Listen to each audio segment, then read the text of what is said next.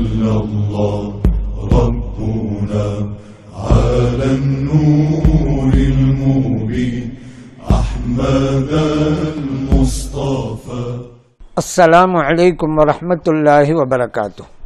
الحمد لله رب العالمين والصلاة والسلام على سيدنا محمد وعلى آله وصحبه أجمعين. وما توفيقي إلا بالله لا حول ولا قوة إلا بالله العلي العظيم. سبحانك لا علم لنا إلا ما علمتنا إنك أنت العليم الحكيم. கண்ணியத்திற்குரிய பெரியோர்களே, அன்பார்ந்த சகோதரர்களே, இளைஞர்களே, சிறார்களே, தாய்மார்களே, சகோதரிகளே, நாமெல்லாம் இறைவனுடைய அருளால் ஒவ்வொரு வருடமும் ஹஜ்ஜு பெருநாள் அன்று உலஹையா என்கின்ற உயர்ந்த வணக்கத்தை நிறைவேற்றி வருகிறோம்.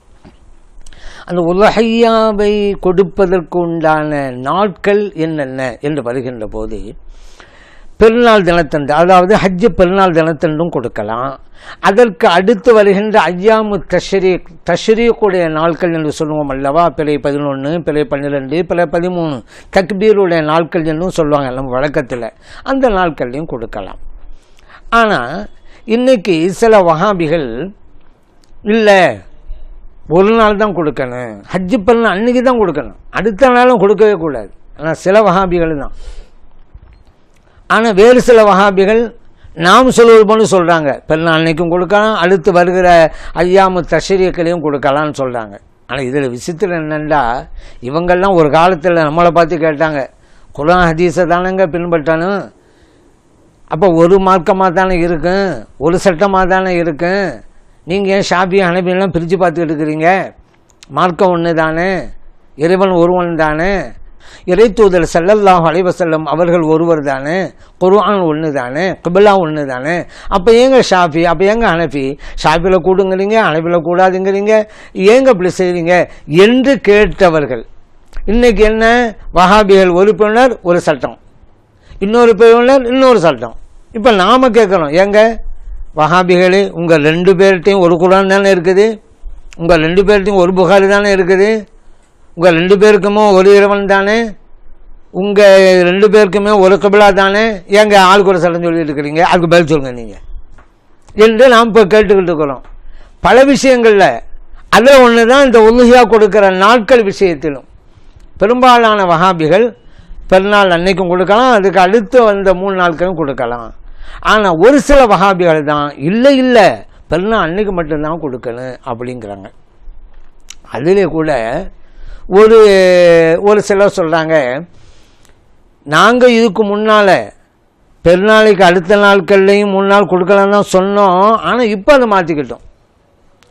ஏன் முன்னால் சொன்னோம், ஏன் இப்போ மாற்றிக்கிட்டோம் அப்படின்னு காரணத்தை அவங்க சொல்லும் பொழுது, அல்லாஹ் குர்ஆனில் ஃபி ஐயாமி மஅலூமாத்தின் என்று அல்லாஹ் சொல்லி காட்டான். அறியப்பட்ட நாட்கள். ஐயாம் என்றால் பன்மை தானே, யோமுண்டா ஒரு நாள், ஐயாம்டா பல நாட்கள். இப்போ பல நாட்கள் அல்லாஹ் சொல்லிட்டான், அறியப்பட்ட நாட்கள். அப்படியானால் பெருநாள் அன்னைக்கும் கொடுக்கணும், பெருநாள் அடுத்தோடு 3 நாட்கள். அப்போ தான் ஐயாமின் மாலுமாத்துங்கிறது பொருத்தமாகும். அறியப்பட்ட நாட்கள் ஒரு நாளில் தான் கொடுக்கலான்டா, அல்லாஹ் நாட்கள்னு சொன்னது பொருத்தமெல்லாம் போயிடும்.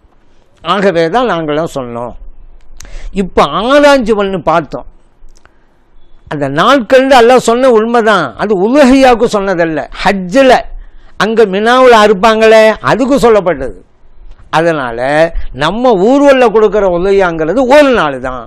ஐயா மாலுமாத் அது ஹஜ்ஜுக்காக உள்ளது, மற்றவங்களுக்கு உள்ளதல்ல, உலுஹியாவுக்கு உள்ளதல்ல, அப்படி என்று இப்போது நாங்கள் விளங்கி கொண்டோம். சரி, ஹதீஸில் இருக்காங்க, ஐயாமு தஷ்ரீக்கை குல்லுஹா தபஹன், தஷ்ரீக்குடைய எல்லா நாட்களும் அறுத்து பள்ளியிடுற நாட்கள் இருக்குது, அது லைஃபு. அந்த ஹதீஸ் அஹ்மதில் இருக்குது, லைஃபு. அதனால் அதை நாங்கள் ஏற்றுக்கொள்ள மாட்டோம். ஆகவே ஒரு நாள் தான் என்று வஹாபிகள் சிலர் சொன்னாங்க. இப்போ நான் சொன்னேன்,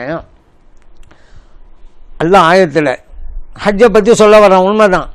ஐயாமி மஅலூமாத்தும் சொல்லும் பொழுது ஐயப்பன் நாளுக்கு முன்னால் வார்தின் ஃபின்னாசி பில் ஹஜ், இப்ராஹிம் அலைஹிஸ்ஸலாம் அவர்களே, நீங்கள் மக்களுக்கு ஹஜ்ஜை கொண்டு அழைப்பு கொடுங்க, அவங்கெல்லாம் வருவாங்க, நடந்தும் வருவாங்க, ஒட்டகத்திலும் வருவாங்க என்று அல்லாஹ் சொன்னது உண்மைதான். அதுக்கு பிறகு தான் அல்லாஹ் இங்கே சொல்கிறான், அதனால் ஹஜ்ஜு மட்டும்தான் பொருந்தும் என்ன நீங்கள் சொல்லுங்க. சரி, அதுக்கு அடுத்து பின்னால் அல்லாஹ் உலஹியா பற்றியும் சொல்கிறான்ல, அதையும் பார்க்கணும்ல. அல்லாஹ் குர்ஆன்ல சொல்லும்போது வலி குல்லி உம்மத்தின் ஜஅல்னா மன்சக்கன், ஒவ்வொரு சமூகத்தினருக்கும் அறுத்து பலி இடுதலை நாம் மார்க்கமாக்கினோம் என்று அல்லாஹ் சொல்லலாம். அதுக்கு பிறகு அந்த உலஹியாவுடைய வணக்கத்தினுடைய பெருமையையும் அல்லாஹ் அதுக்கு அடுத்து தொடர்ந்து சொல்லிக்கிட்டே வரலாம். இப்போ உலஹியா வணக்கத்தை பற்றி சொன்ன இறைவன் வல் புதுன ஜஅல்னாஹா லக்கும் மின் ஷஆயிரில்லாஹ், நீங்கள் ஒட்டகத்தை அறுத்து பலியிடுங்களே, அது இறைவனுடைய அடையாள சின்னங்களில் ஒன்று, அப்படி நம்ம அமைச்சு வச்சுருக்கோம் என்று அல்லாஹு தாலா சொல்லலாம். இப்போ நீங்கள் உலஹியாவுக்கு தான் அல்லாஹ் இதை சொல்லியிருக்கலாம். எதை? இந்த ஒட்டகத்தை இறைவன் அடையாள சின்னம் என்று சொன்னது அப்படிங்கிறது ஒட்டகத்துக்கு தான். அதனால் இது ஹஜ்ஜுக்கு இது பொருந்தாது அப்படின்னு சொல்லுவீங்களா? ஹஜ்ஜுக்கு சொன்னது ஹஜ்ஜுக்கு தான் நீங்கள் சொல்லிட்டீங்களாக்கா? இப்போ உலஹியாவுக்கு சொன்னது உலஹியாவுக்கு மட்டும்தானே இருக்கானே. சரி, எல்லாம் ஒட்டகத்தை சொல்லிட்டான். ஒரு ஆள் ஆட்டை உலஹியா கொடுக்குறாரு, அது இறைவன் அடையாள சின்னம் இல்லையா? எல்லாம் ஒட்டகத்தை தான் சொல்லியிருக்கிறான், எல்லாம் ஆட்டு கிடையாது சொல்லுவீங்களா? அல்லது ஒரு மாட்டை உலஹியா ஒரு ஆள் கொடுக்குறாரு, அது இறைவன் அடையாள சின்னம் இல்லை அப்படின்னு சொல்ல வரீங்களா? ஏன் எல்லாம் ஒட்டகத்தை தானே சொல்லிவிட்டான், அதனால இல்லை அப்படின்னு சொல்ல வரீங்களா? ஒட்டகத்தை சொன்னாலும் அது அந்த சிறப்பு நான் உலஹியா கொடுக்குற மாட்டுக்கும் வளர்த்தானங்க செய்யும், நான் உலஹியா கொடுக்குற ஆட்டுக்கும் வளர்த்தானங்க செய்யும். சரி, அது ஒன்று இருக்கட்டும், ஒட்டகம்டே வச்சுக்கிறோம். ஒட்டகம் இறைவன் அடையாள சின்னம் உண்டு என்று சொன்னது உலஹியாவை சொன்னதுக்கு பிறகுதான். அதனால் ஹஜ்ஜுக்காக வேண்டி ஹதி கொடுப்பார்ல, அந்த ஹதி ஒட்டகமாக இருந்தாலும் இறைவன் அடையாள சின்னமாக ஆகாது சொல்ல வரீங்களா? ஏன் உலஹியாவுக்கு தான் நல்லா சொல்லிட்டான், ஹஜ்ஜுக்கு மேலே தானே, அங்கே அல்லாஹ் சொல்லலைங்களே இல்லைம்பீங்களா? அது அவங்களுக்கும் இருக்கும்பீங்களா? ஹஜ்ஜுக்கு நாம் ஹதி கொடுக்குற ஒட்டகமும் எல்லாம் அடையாள செல்லாமலும் ஒப்புக்கொள்ளுங்களா இல்லையா? ஒப்புக்கொள்ள தானே செய்வீங்க. கதாலிக்க சஹர்னாஹா லக்கும், இன்னும் அல்லாஹ் சொல்கிறானே, இந்த ஆடு மாடு ஒட்டகை இதெல்லாம் நீங்கள் குர்பானி கொடுக்குறீங்களே, அதை உங்களுக்கு நாம் வசப்படுத்தி தந்திருக்கிறோம்னு சொல்கிறான் உலஹியாவை சொல்கிற நேரத்தில். இப்போ நீங்கள் சொல்லுவீங்களா அல்லாஹு தாலா உலஹியாவை கொடுக்கும்போது தான் வசப்படுத்தி தந்தோம்னு சொன்னான், ஹஜ்ஜுக்காக வேண்டி ஹதி கொடுப்போம்ல அங்கே அல்லாஹ் சொல்லலை. அதனால் வசப்படுத்தி கொடுத்தோம் என்பது அங்கே பொருந்தாது, ஹஜ்ஜுக்கு நம்ம ஹதி கொடுப்போமே அங்கே பொருந்தாது சொல்லுவீங்களா? அல்லது அங்கேயும் பொருந்தும் சொல்லுவீங்களா? அல்ல, அந்த ஹஜ்ஜுக்காக வேண்டி ஹதி கொடுப்போம்ல ஆடு மாடு ஒட்டகை, அதுவும் அல்லாஹ் நமக்கு வசப்படுத்தி கொடுத்தது தான் சொல்லுவீங்களா மாட்டீங்களா? இப்படி சரி, அடுத்து இன்னும் சொல்கிறான் பாருங்க. உலஹியாவை சொன்னதற்கு பிறகு லன் யனாலல்லாஹ லுஹூமுஹா வலா திமாஉஹா, நீங்கள் அறுத்து பலியிடுறீங்களே உலஹியா, அதனுடைய இரத்தம் அல்லாஹ்வை போய் அடையாது, அதனுடைய மாமிசமும் அல்லாஹ்வை போய் அடையாது. வலாக்கின் யனாலுஹு தக்வா, உங்களுடைய தக்வா தான் அல்லாஹ்வை போய் அடையும் அல்லாஹ் சொல்லியிருந்தான். இது உலஹியாவுக்கு தான் அல்லாஹ் சொன்னது. இது ஹஜ்ஜுக்காக வேண்டி ஹதி கொடுப்பாங்கள்ல, அதுக்கு பொருந்தாரு நீங்கள் சொல்லுவீங்களா? பொருந்தும் சொல்லுவீங்களா? ஒரு ஆள் ஹஜ்ஜுக்கு போனதில் ஹதியை கொடுக்குறாரு, இப்போது அந்த இரத்தமோ அந்த மாமிசத்துடைய அந்த பிராணுடைய இரத்தமோ அந்த பிராணுடைய மாமிசமோ அல்லாஹ் போய் அடையாது, தக்வா தான் போய் அடையும் அப்படிங்கிறது அங்கே பொருந்துமா பொருந்தாதா? பொருந்ததானங்க செய்யும். அதெல்லாம் எப்படி வழங்கலாம்? அது உங்கள் பிரகாரம் ஹஜ்ஜுக்கு சொல்லப்பட்டதுன்னு வைத்து கொண்டாலும் சொல்கிறேன். இப்போ ரெண்டையுமே எடுக்குங்கிறது வேறு விஷயம். ஐயா மாலுமாத்துன்னு சொன்னால் ஹஜ்ஜு கொடுக்க ஹஜ்ஜையும் எடுக்கும் உலஹியாவே எடுக்கும். உங்களுடைய வாத பிரகாரம் அது ஹஜ்ஜுக்கு மட்டும்தான் அப்படி நீங்கள் சொன்னால் அதன் அடிப்படையிலேயே நான் கேட்குறேன், அது ஹஜ்ஜுக்காக வேண்டி சொல்லப்பட்டது கீழே உள்ள உலஹியாவுக்கு பொருந்தும், உலஹியாவுக்கு சொல்லப்பட்ட அந்த புனிதங்களும் அந்த மேன்மைகளும் சிறப்புகளும் அந்த ஹஜ்ஜுக்காக வேண்டி நாம் கொடுக்கிற ஹதிக்கும் பொருந்தும் என்று நம்ம விளங்கி கொள்ளலாமாங்க. அது அதுக்கு தான் இது இதுக்கு தான் அப்படின்னு சொன்னாக்கா இப்போ இங்கே பொருந்தாமல் போயிரும்ல. எத்தனையோ சட்டங்கள் ஹதிக்கு உலஹியாவுக்கும் அக்கைக்காவுக்கும் ஒன்றா தானே இருக்குது, தனித்தனியாக வந்திருக்குது சட்டமெல்லாம் குர்ஆன் ஹதீஸ்லையும். இப்போது நம்ம உலஹியா கொடுக்குறோம் இல்லை ஹதி கொடுக்கணும் வைங்க, அந்த பிராணியினுடைய வயசு எப்படி இருக்கணும்? சின்ன குட்டியெல்லாம் கொடுத்துட முடியுமா? முடியாதுல்ல. அதுக்கு நபி ஸல்லல்லாஹு அலைஹி வஸல்லம் சொன்ன ஒரு ஹதீஸ், லா தஸ்பஹு இல்லா முஸின்னத்தன், ஸல்லல்லாஹு சொல்கிறாங்க பல் முளைத்த பிராணியை கொடுங்க. இது முஸ்லிமில் பதிவு செய்யப்பட்டிருக்கிறது. பொதுவாக தான் சொன்னாங்க லா ததுபஹுண்டு. இது எல்லாருக்கும் பொருந்ததில்ல, ஹதிக்கும் பொருந்தும் உலஹியாவுக்கும் பொருந்தும். அந்த மாதிரி தாங்க உலஹியாவுக்கு சொல்லப்பட்டது ஹதிக்கு பொருந்தும், ஹதிக்கு சொல்லப்பட்டது பொருந்தும். ஆனால் அது அதுக்கு தான் சொல்ல வேணாம், உங்களுடைய வாத பிரகாரம் தான் இப்போ பேசிகிட்டு இருக்கேன். ஏன்னா ஐயாமி மாலுமாத்துங்கிறது பொதுவாகவே உலஹையாக்கும் பொருந்தும் அப்படிங்கிறத பல சஹாபா பெருமக்கள் எழுதியிருக்கிறாங்க. அதனால தான் உங்களுடைய கூற்று பிரகாரம் என்று இந்த வாதத்தை நான் முன்வைக்கிறேன். அதான் அது ஒரு வாதம் அல்ல. அடுத்து என்ன சொல்கிறீங்க அப்படின்னு கேட்டால், இது ஹதீஸ் இருக்குது, ஆனால் லைஃபான ஹதீஸு, இது நீங்கள் சொல்லலாமா? நெஞ்சில் கை கட்டுகிற வஹாபிகளே, நீங்கள் இந்த வாதத்தை சொல்லலாமா? ஒரு ஹதீஸு இது லைஃபு, ஆபி அமல் செய்யக்கூடாது என்று சொல்வதாக இருந்தால் நீங்கள் அந்த பிரகாரம் லைஃபான ஹதீஸை வைத்து அமல் செய்யாமல் இருக்கணும். அப்போ தான் நீங்கள் சொல்லலாம். ஆனால் ஒவ்வொரு நாளும் தொழுகையிலே நெஞ்சிலே கையை வைத்து கொண்டு நீங்கள் தொழுதுகிட்டு இருக்கிறீங்க, அன்றாடம் செஞ்சுக்கிட்டு இருக்கிறீங்க, நெஞ்சில் கை கட்டிக்கிட்டு இருக்கிறீங்க ஒவ்வொரு நாளும் ஒவ்வொரு தொழுகையிலும், அது பக்கா பலவீனமான ஹதீஸ். அதை வச்சு அமல் செஞ்சுக்கல. நீங்கள் வேறு அமல்கள் விஷயத்தில் மட்டும் பலவீனம் ஏற்றுக்கொள்ள மாட்டேங்கிறீங்களே, பொருந்தலையே. ஏதாவது ஒரு நிலைப்பாட்டில் இருக்கணும்ல. லைஃபான ஹதீஸை வச்சும் அமல் செய்யலாம் அப்படின்னு சொல்லுங்கள், நெஞ்சில் கை கட்டுங்க. அல்லது லைஃபான ஹதீஸை வச்சு அமல் செய்யக்கூடாது என்பது தான் உங்களுடைய நிலையில் நீங்கள் உறுதியாக இருந்தால் நெஞ்சில் கை வச்சு கட்டி தொழாதீங்க. ரெண்டில் ஏதாவது ஒன்று செய்யணும்ல.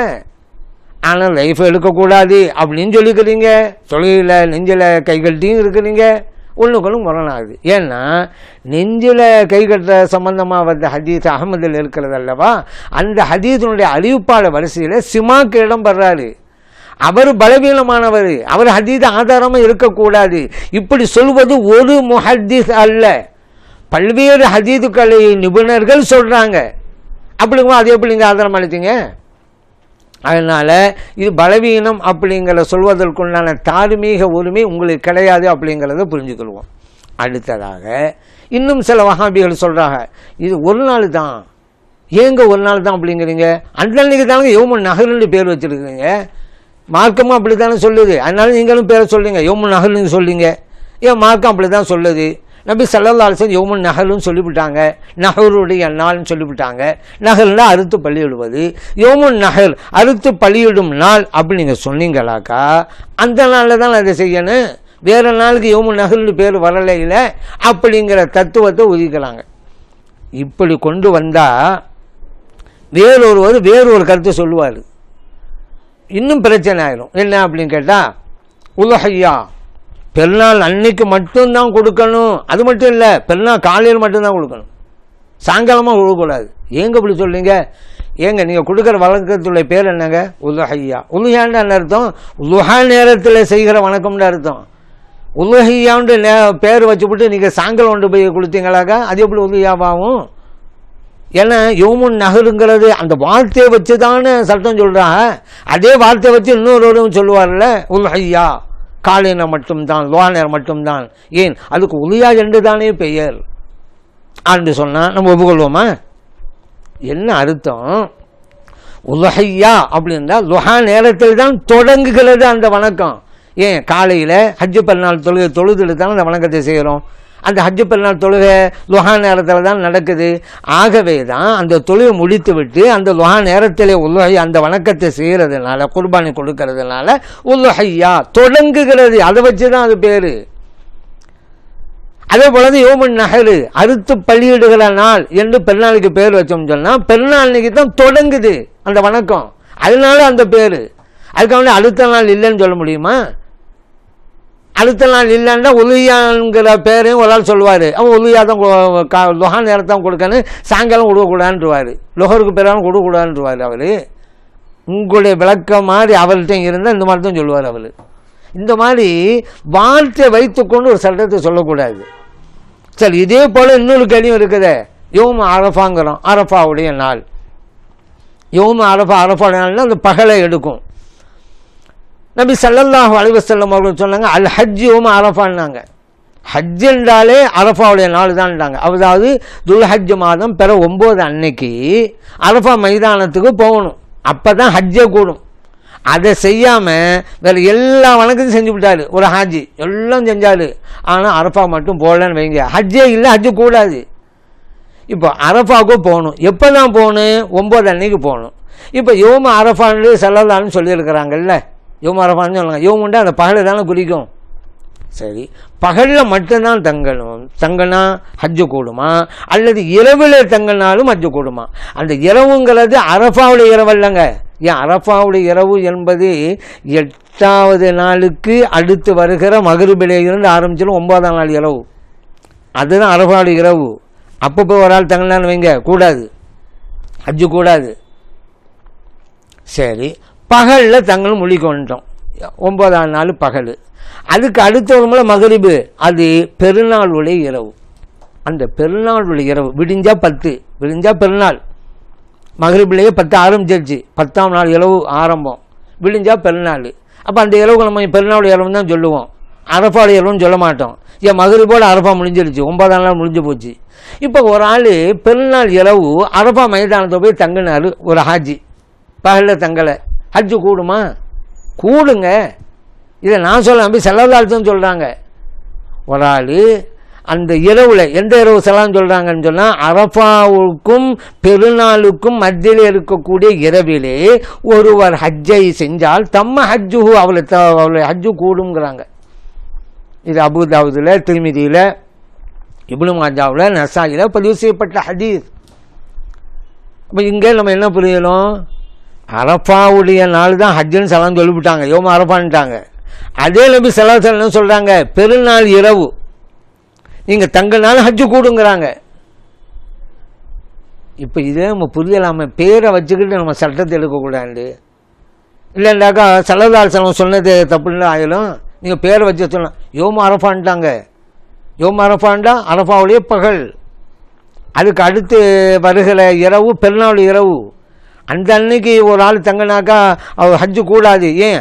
அது அரஃபாவுடைய இரவு இல்லையே, அது பெருநாளுடைய இரவாச்சே என்று நம்ம சொல்லலாமா? அப்போ ஸல்லல்லாஹு சொன்ன இந்த ஹதீஸை வச்சுக்கிட்டு வார்த்தையை வச்சுக்கிட்டு சட்டம் எடுக்காதீங்கிறது தான். அப்போ இதில் என்ன வழங்குது? யௌமுன் நஹர் என்றால் அழுத்து பள்ளிகளில் நாளின் தொடக்கம்னு வச்சுக்கிறேன், அதனால யௌமுன் நஹர்னு பேர். அதனால் அந்த அன்னைக்கு தான் அப்படின்னு சொல்லவே வேணாம். யோம அரஃபான்னு சலான்னு சொல்லிவிட்டு பெருநாள் தங்கினாலும் அரஃபாவில் தங்கலும் மறதான்ட்டாங்க. புரிஞ்சு போச்சா அப்போ உங்களுக்கு? சரி, அடுத்து வரும் நாட்களிலும் கொடுக்கலாம், பெருநாளுக்கு அடுத்து வரும் நாட்களும் கொடுக்கலாம்ங்கிறதுக்கு தஷ்ரீக்குடைய நாளை பற்றி நபி ஸல்லல்லாஹு அலைஹி சொன்னாங்க. தஷ்ரீக்குடைய நாட்கள் தெரியும், பெருநாளுக்கு அடுத்து வருகின்ற 3 நாட்கள், பிற 11, பிற 12, பிற 13.